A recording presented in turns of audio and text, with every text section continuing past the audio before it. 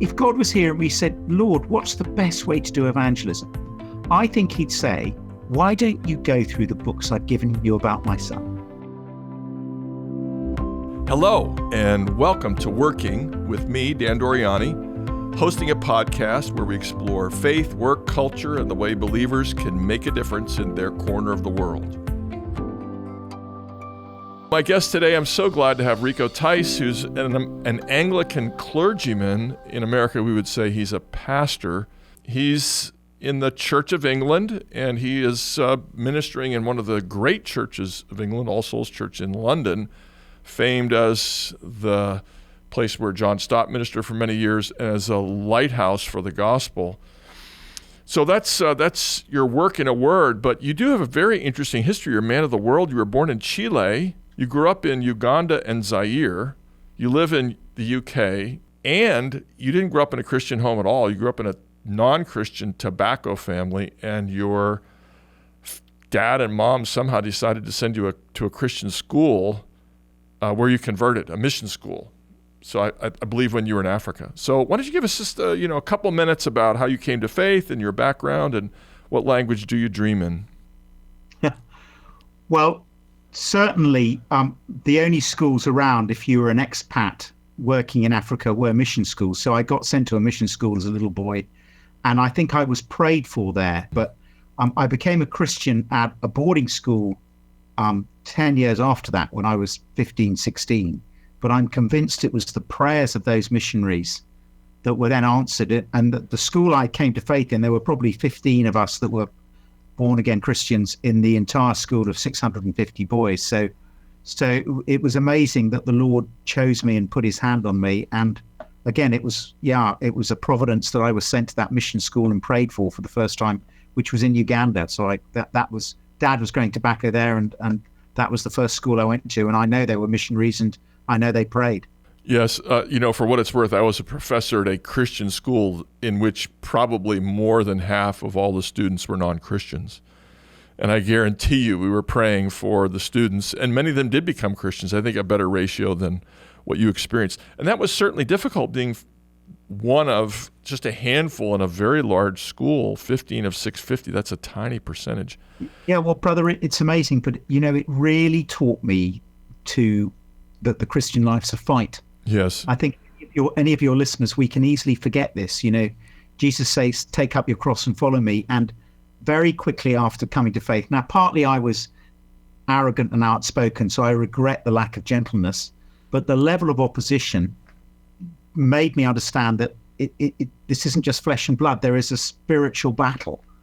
Right. There were magazines written against the Christians each month that would come out. Yeah.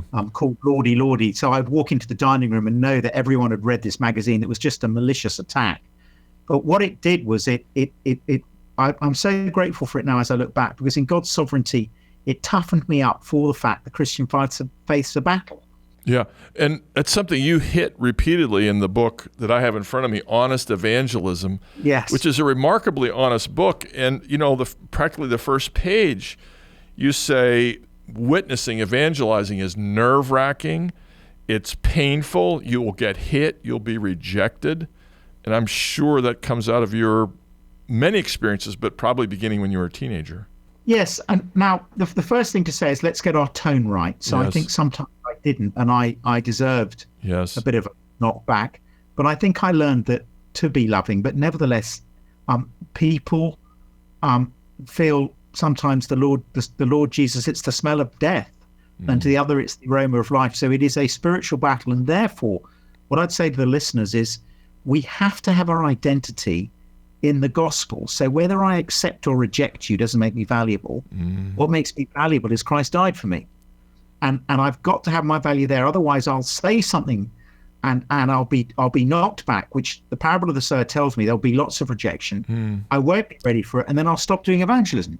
And I've just got to realize that being rejected is part of this.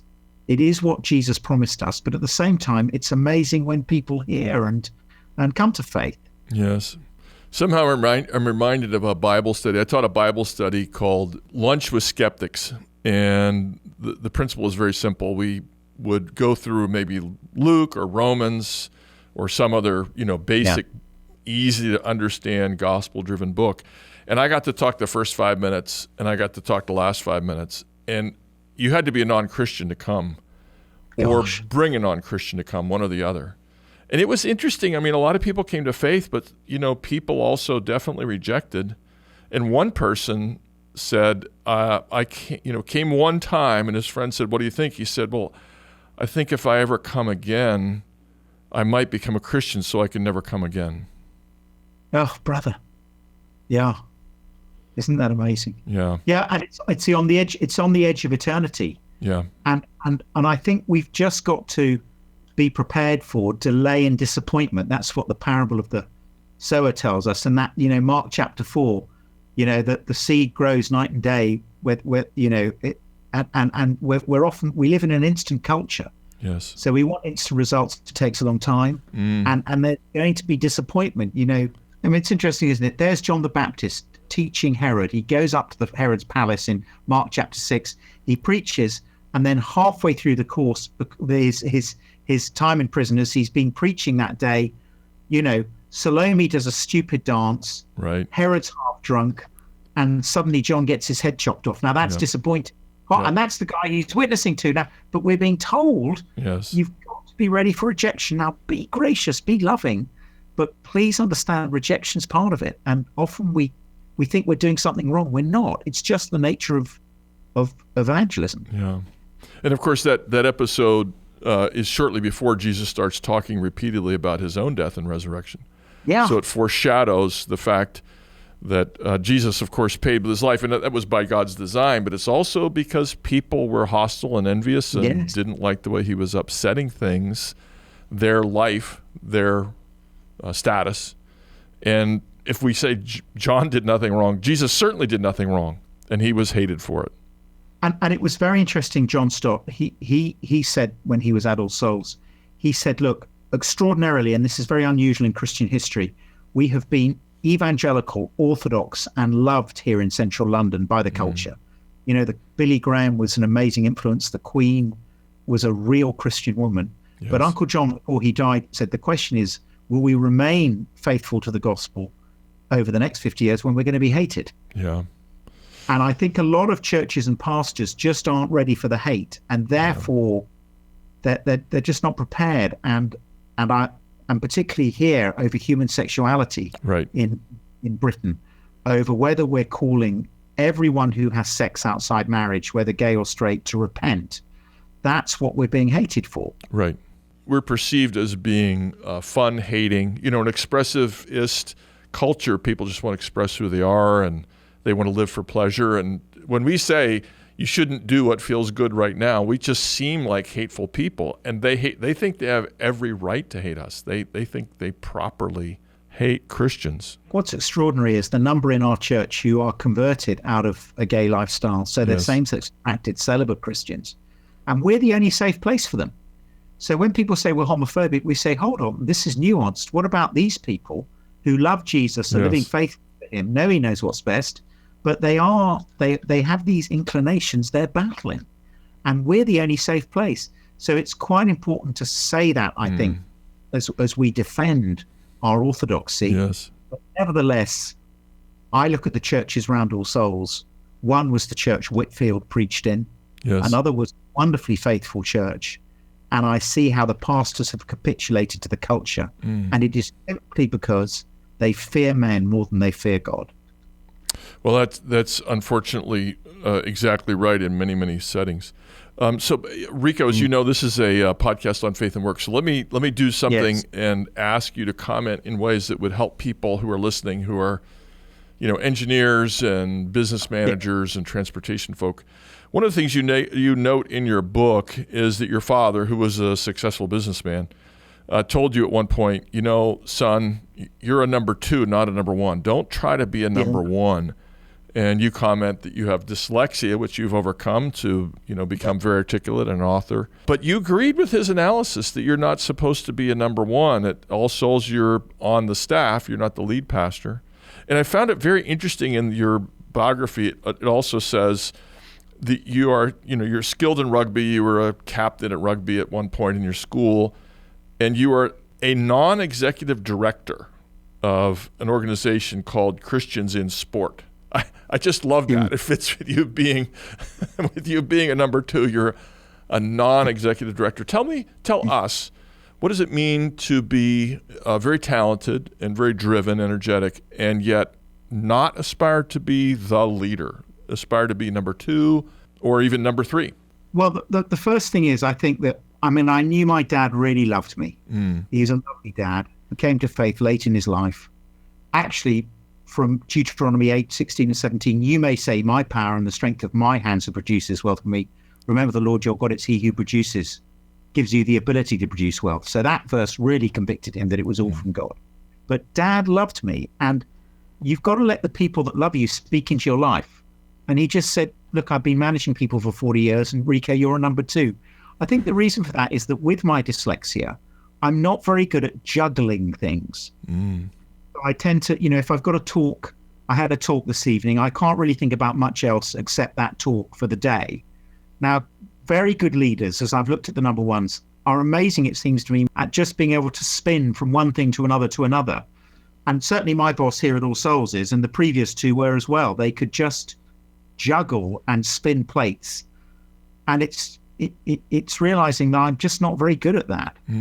And there's nothing wrong with being a number two, right? And you're very gifted, and God's given you great fruit in your labor. Yes, I think two things are key to that. The first is that if you can't respect your boss, that does make it hard. Right.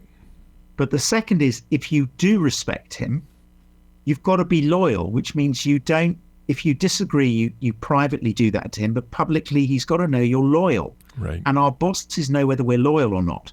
My boss here at Charlie, he just knows that they can tell whether people are speaking behind their back or not, or whether they're supporting them. And I think the devil can get in when bosses don't think we're loyal. But at the same time, you've got to have a place to privately disagree and say, look, can I say that? But then you have a choice of either, I guess, to leave or to get behind them. And right. What I've had to do is, now my present boss is 10 years younger than me, is submit and be loyal to him. Now, that doesn't mean if something's really ungodly happening, I'm not going to say something. And we've all got to, like Daniel, have a line that we draw. Daniel 1:8, Daniel resolved not to eat the king's food. Right. Yeah, I think if I can respect the boss, I've got to be loyal. And if I can't respect him and can't be loyal, I think that's a problem for me. Well said. And that applies to everybody in every field. And that applies to number twos and number threes. It might not apply to somebody who's just hired last week. They don't necessarily have access to the boss. And if you're a boss, you're under God's authority, so you're a servant too. Yes. I think that did that. And how is servanthood shown in companies? It's by the tiny gestures. So you remember the name or the birthday of the secretary. Yes. You are aware if someone's parent is ill and you flip them a text. It's like church life. Tiny gestures mean so much. And having a notebook and remembering and then just connecting and saying, it's just such an encouragement that people are, then they're not a human resource, they're a human being, because you're remembering the tiny gesture. Right. And that takes time, and that's hard because you're under pressure time-wise. Thanks for your comments on being number two. And Rico, would you please tell us how you got involved in evangelism in the first place? You told us about high school, but your experience is like that of many other people. My own experience, not that I'm going to go into it now, but as you work, you find out that you have skills you didn't know you had.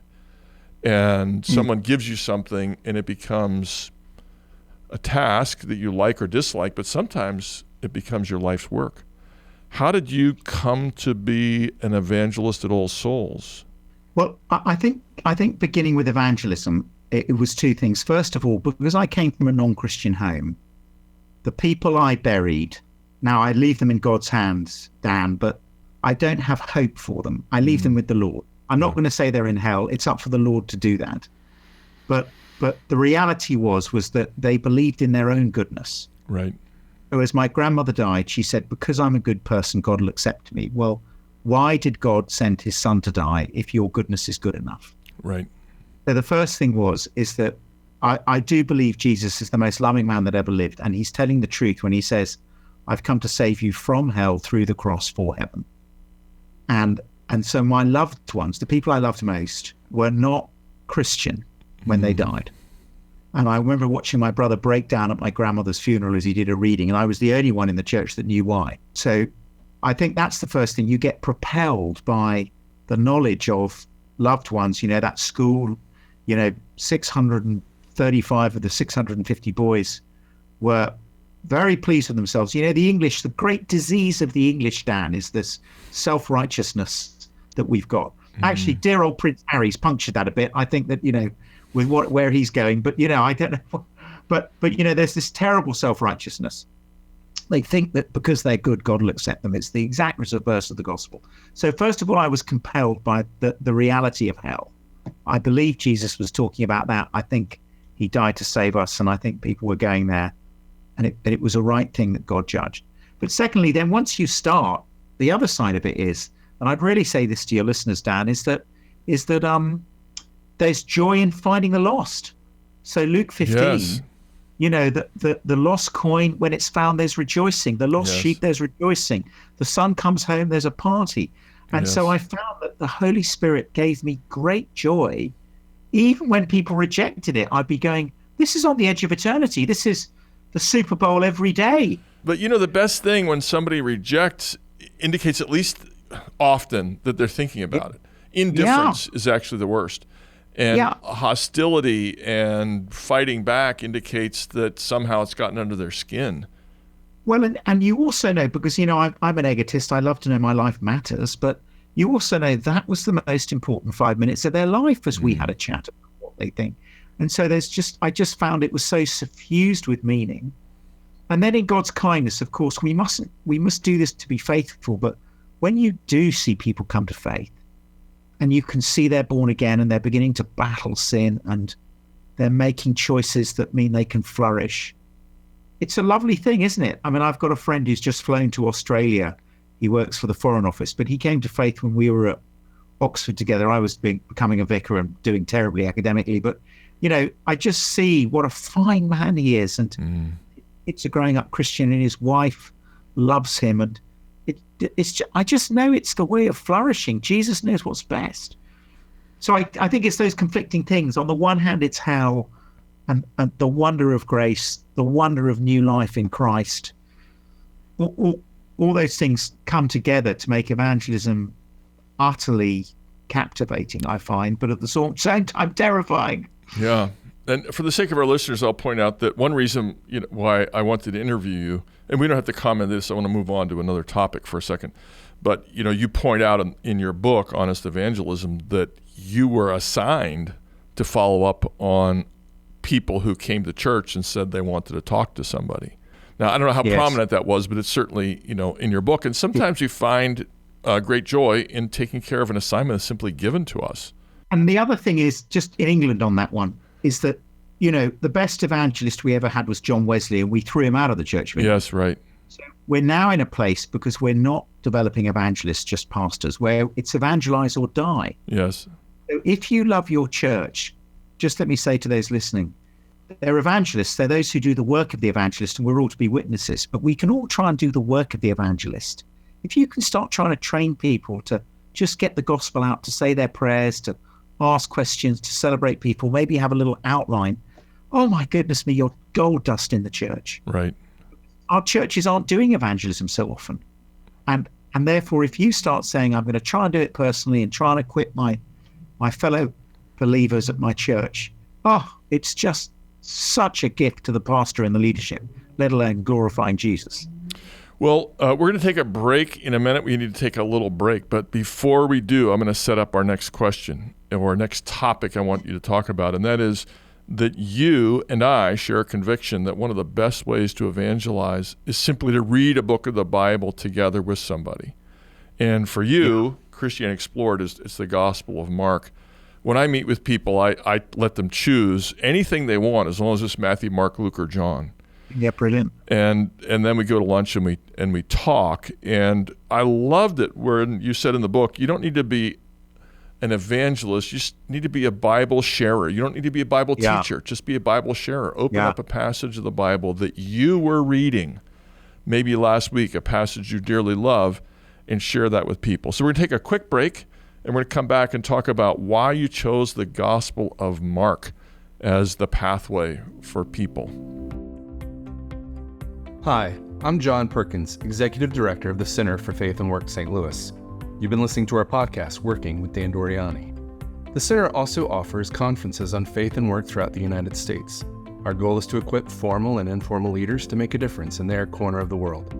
We equip Christian leaders to run 10-hour faith and work cohorts on 3 continents.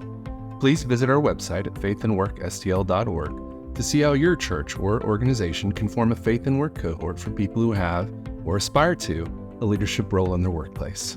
Now, back to Dan. So, Rico, why did you choose the Gospel of Mark? And by the way, the system you use is not simply, chapter 1, chapter 2, chapter 3. Oh, that's right. You start with just for our listeners, you start with the good news, then the identity of Jesus Christ, then sin, then the cross, then resurrection, then grace last. And then you talk about the parable of the sower. So why did you pick Mark? And then maybe a word on why you chose this order of events for people. Yes. So the first thing I'd say is that if God was here, and this is a really middle-class English arrogant thing to say, this is why in Hollywood the worst villains have my accent. But let me say something arrogant to all your listeners, and that is that if God was here and we said, Lord, what's the best way to do evangelism? I think he'd say, why don't you go through the books I've given you about my son? Right.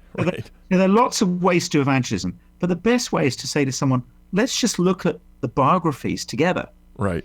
Now, I chose Mark, of course, because my main friends were rugby friends. Yes. And they're not great readers. It's the shortest. It's and the brevity, simplest. Right. And it's like, if you went to a library, I think that Luke would be in history, Matthew and John would be in theology. Yes. But Mark would be in the racy novel. Mark is fast. Yeah. The first one that was written. And then the framework, you're right, you give the week by week, but the framework, the DNA of Mark's gospel, and this is what's amazing about it, Dan, is that the DNA of Mark's gospel is that every verse, just about every verse in Mark's gospel, is either about the identity of Jesus, who he is, or the mission of Jesus, why he came, or the call of Jesus, what it means to follow him. There is no book in the Bible that is written with such discipline. So, brother, let's just play a game here. If you give me a number between 1 and 16, give us a number, Dan. 9. And give me a number between 1 and 35. 21. Okay, if we turn to Mark 9:21, this is how we will see that it is either identity, mission, or call. Yes. So here we are. Let me read it. You Mark 9 verse 21, and we'll just see which one of the 3 it is. So here we go. So verse 21. So they brought him, this is the boy, when the spirit saw Jesus, it immediately threw the boy into convulsions. He fell to the ground and rolled around, foaming at the mouth. Jesus asked, here's verse 21, the boy's father, how long has he been like this? From childhood, he answered. It has, verse 22, often thrown him into fire or water to kill him. But if you can do anything, take pity on us and help us. If you can, Jesus said, everything is possible for one who believes. Immediately the boy's father exclaimed, I do believe, help me overcome my unbelief. When Jesus saw that a crowd was running to the scene, he rebuked the spirit. You deaf and mute spirit, he said, I command you, come out of him and never enter him again. The spirit shrieked, convulsed him, and violently came out. The boy looked so much like a corpse that many said he was dead. Now, that is identity. Well, it's actually all 3. You know that perfectly well. Yes, because Jesus is the one who can, right? You can do, and if you can. What do you mean if you can? The problem is not if I can. I have all power. That's good. And it's also mission because he's releasing this family from the power of demonic oppression and death. Yeah, very good. Yeah. And it's a call to discipleship because there's a whole crowd watching all this, trying to make sense of Jesus' power. That's very good, Dan. You've got all 3 there. If I'm doing this basically with a rugby player who's just looking at it, the one identity, I'd say, who is this that he's got power over evil? Yeah. And you're naive if you don't believe in evil, but here is Jesus with absolute authority over evil. So when it comes to the demonic world, who are you going to for protection? But this is who Jesus is. Now, and then, of course, the cross is how we get protected. Right. But what I'm saying is, brother, here is that whatever passage you'd have given me there, we'd have got crystal clear identity, mission, call. And then the fourth word, which makes it so dramatic, is blindness. So in every passage, someone can't see who he is, why he came, what it means to follow him. So, for example, in this passage, when the Father says, I do believe, help me overcome my unbelief, he said, look, I'm a bit blind on this. He actually admitted being blind. So, but in every passage, the drama is his identity, but they can't see it, can you? Right. The Father can't believe, but can you believe? Right. And so it just makes reading Mark so exciting, but above all, so clear. Well, there's always a gap between Jesus. So I haven't told you this, but I teach Gospels. I'm a professor. I teach Gospels. So in the Gospel of Mark, there's almost always a gap with all the unbelief that you can slide into. You watch Jesus in all this beauty, and then you have these dunderheads who can't understand what's going on or why. And, oh, my goodness, Jesus' disciples couldn't heal this kid. He must be powerless. What's wrong? And you go, come on, people. I mean, he just healed all these people in chapter 7. He healed a blind man, a deaf man, and fed 5,000. Yes, he has the power. What's wrong with you?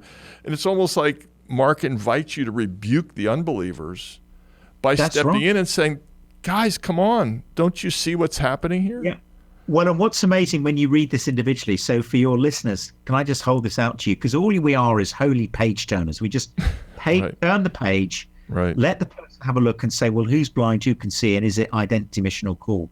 But I remember reading with one guy called Paul, and we were in Regent's Park, and we were looking at Mark chapter 4, the calming of the storm.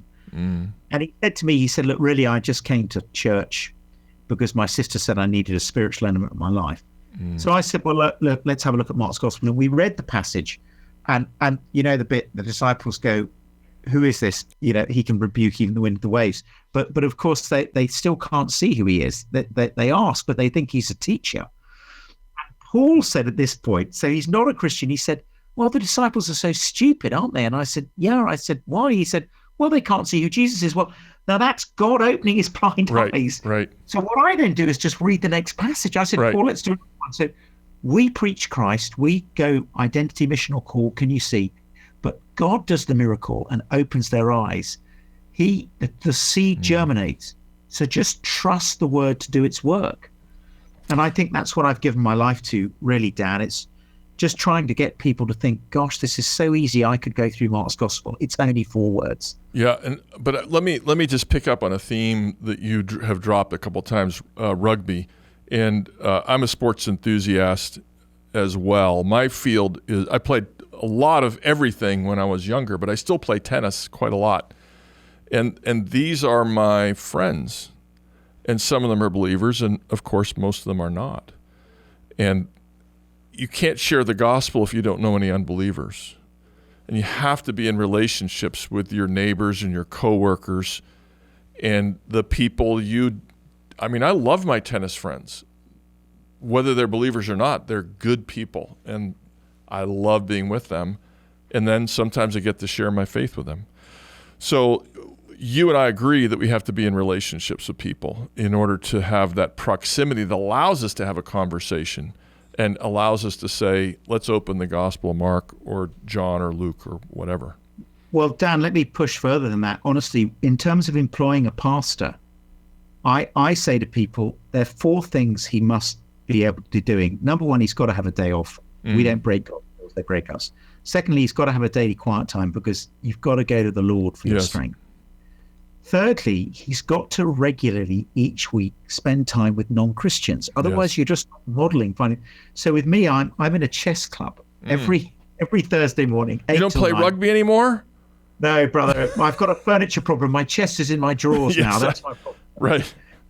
I know that one. Anyway, go ahead. There's just a basic chess club at the school. Right. I'm one of the parents that helps run it. But I've got to know people there. There's one guy there who I'm inviting along to stuff. It's just been over 4 years, every Thursday during term time, 8 till 9, chess club. Yeah. But the Lord then uses that. But what I'd say, any pastor, we must release them to have time with non-Christian. A number of them are now of the parents whose kids are in the chess club. They're coming to a quiz night that we've got a Christian support quiz night in a couple of weeks. So you just build the relationships. They know they care about your kids.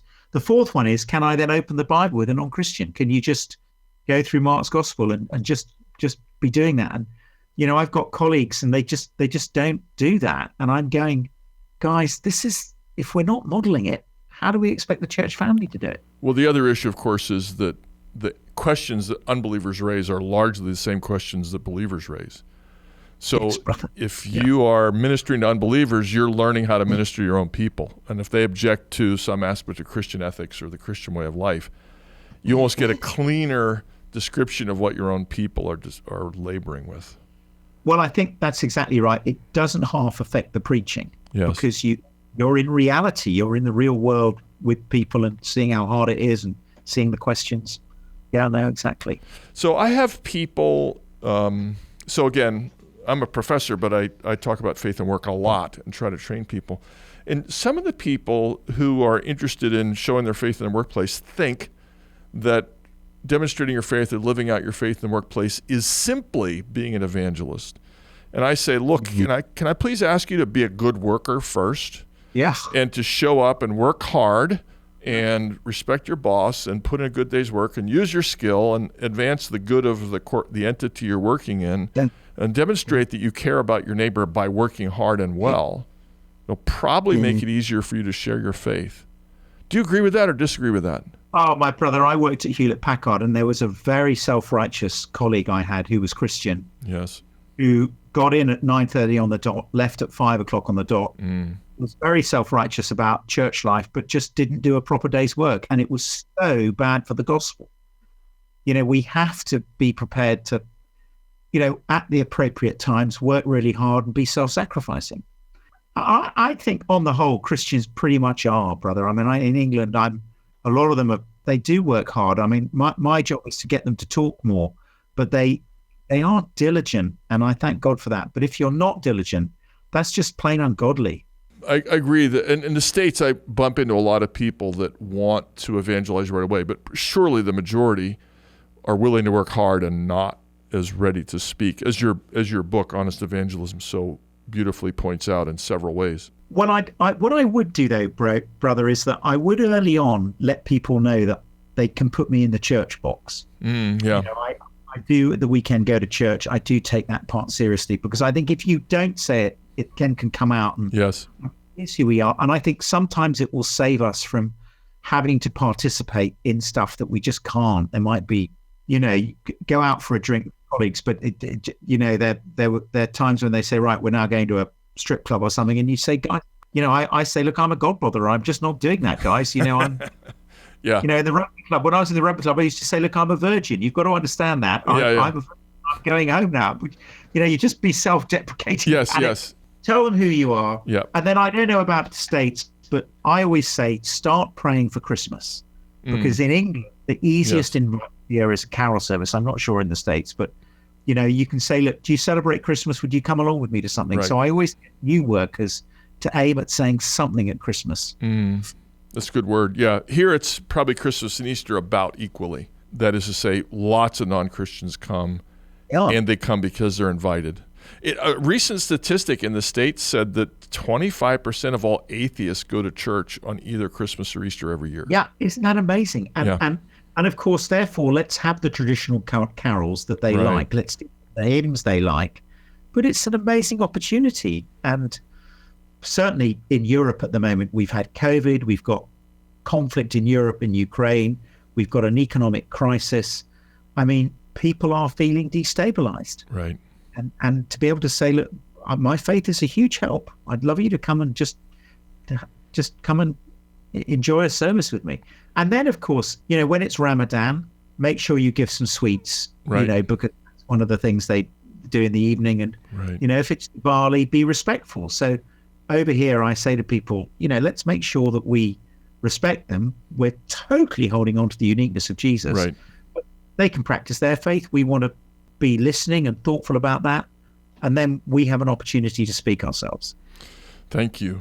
So can we, I want to end with get to know Rico a little bit, okay? Yes. So if you could do anything at all for 1 year, something different, money's no object, logistics are no object, everybody's just going to make it happen, what would you do for 1 year? Oh, brother, I'd lose weight by playing golf. Okay, all right. And the other thing I'd do is I'd love to do a year in Afghanistan, just those dear brothers and sisters there. I mean, I've worked in Pakistan. I mean, I don't know how to do it, but just to feel what it was like to be under that sort of pressure. So the two things, one is totally carnal, I'll do in the new creation. The other is these brothers and sisters, I mean. I love that answer. I don't love the golf answer, but I love the second answer. So the second, I think pastors should never play golf because it takes too long, but we're not going to talk about that. What would you like to be celebrating in 5 years? Brother, I'd love my kids to be really loving Jesus. And that I need that miracle, and I just please pray that I'll live it out and I'll be faithful teaching them. But we all, and there'll be people listening, and your hearts will be breaking over kids. But gosh, we just invest so much. I'd love them just to really to love Jesus as I do. I'd love that. Yeah, that's a great answer.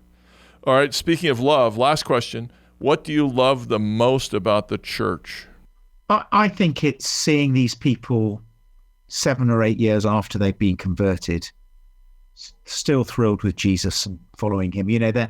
That the parable of the sower says we're going to get disappointment. And I think that happens over the first 5 years. But when they're really stuck in, living differently, loving God's people, loving Christ as the good shepherd, that it's a joyous thing to see. Yes, it is. Rico, thanks for your time. I really appreciate what you do with your gifts, how you've accepted your calling, and how you are an evangelist, and help us think about being an evangelist and encourage us to be a Bible sharer. If nothing else, we can just read the Bible and tell other people about it as we love them. Really glad to have you on our podcast today. And Dan, if I may say, I've learned from you, I love that phrase about the gap in the gospel. There's this gap, this blindness, but I've never heard it referred to as this gap before. And you're right. There's a gap, and we go, don't they get it? And that's a lovely phrase. So I will use that. Thank you very much for that. I'd be glad to be part of your ministry in some tiny way. Thanks again. Okay, Brett. Working with Dan Doriani is a production of the Center for Faith and Work St. Louis. We seek to promote faithfulness in the workplace, in education, in discipleship, and in the stories of believers who've applied their faith at work. If you want to put your faith to work and change your corner of the world, visit our website, the Center for Faith and Work St. Louis. Look for faithandworkstl.org. That's one word. We'll help you start a cohort with like-minded believers who also want to practice their faith at work. This podcast is donor-supported. To keep us going, please donate on our website. Maybe more importantly, you can support us by listening, by subscribing, by sharing, by liking us, by posting us on your favorite platform, or go old school and tell a friend.